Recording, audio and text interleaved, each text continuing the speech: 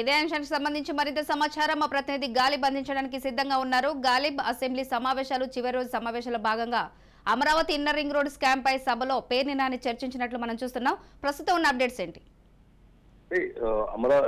AP assembly సమావేశాలు నిర్వర్తికంగా వాయిదా పడ్డాయి. మొత్తం 5 రోజుల పాటు సమావేశాలు జరిగిన పరిస్థితి కనపడుతుంది. అయితే చివరి రోజు చూసినట్టయితే పలు కీలక బిల్లులను సభ ఆమోదించింది. ప్రధానంగా ఎంప్లాయీస్ కి సంబంధించి సిపిఎస్ నుంచి కూడా జిపిఎస్ మారుస్తూ గ్యారంటీ పెన్షన్ స్కీమ్ పై అసెంబ్లీ ఆమోదం తెలిపింది.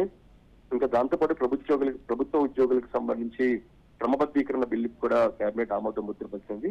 ఈ నేపథ్యంలోనే Amaravati inner ring road scam పై స్వల్పకాల చర్చను ప్రభుత్వం చేపట్టింది. ఈ చర్చను మాజీ మంత్రి పేర్ని నాని ప్రారంభించారు. ప్రధానంగా గత ప్రభుత్వంలోని అమరావతి ఇన్నర్ రింగ్ రోడ్డుకు సంబంధించి స్కామ్ ఈ విధంగా జరిగింది. ప్రధానంగా ఈ స్కామ్ కు సంబంధించి అప్పుడు సూత్రధారిగా చంద్రబాబు, అట్లాగే నారాయణతో పాటు లోకేష్ ఏ విధంగా ఉన్నారు, సింగపూర్ కంపెనీకి సంబంధించి ఈ ఇన్నర్ రింగ్ రోడ్ ప్లాన్ ను ఏ విధంగా తమ అనుకూలంగా వాళ్ళకి భూములు పెరిగే దిశగా కూడా ఎంతవరకు ప్లాన్ కి సంబంధించి మార్పులు చేర్పులు చేశారు దానిపై కూడా పూర్తి స్థాయిలోని పేర్ని నాని వివరించే ప్రయత్నం చేశారు. ఆ తర్వాత ఇదే అంశానికి సంబంధించి మున్సిపల్ శాఖ మంత్రిగా ఉన్న Adimulapu Suresh power point presentation చేశారు. ఎందుకంటే మరోపక్క స్కామ్ ఎక్కడా జరగలేదు, నిర్మాణం పూర్తి కాకుండా ఏ విధంగా స్కామ్ జరిగింది అనేది మాత్రం ప్రధానంగా తెలుగుదేశం పార్టీ నుంచి ప్రభుత్వానికి వస్తున్న విమర్శ. దీనికి కూడా కౌంటర్ వేయడం జరిగింది. ఎందుకంటే ప్లాన్ సంబంధించి నిర్మాణాలు జరగకముందే తమ అనువాయులు ఎవరైతే ఉన్నారో లింగంలేని కావచ్చు, ఎవరైతే చంద్రబాబుకు సంబంధించి హెరిటేజ్ భూములు కావచ్చు, ఇతర భూములకు సంబంధించి అనుకూలంగా దగ్గర నుంచి వెళ్లే దిశగా కూడా ప్లాన్ నిర్మించారు.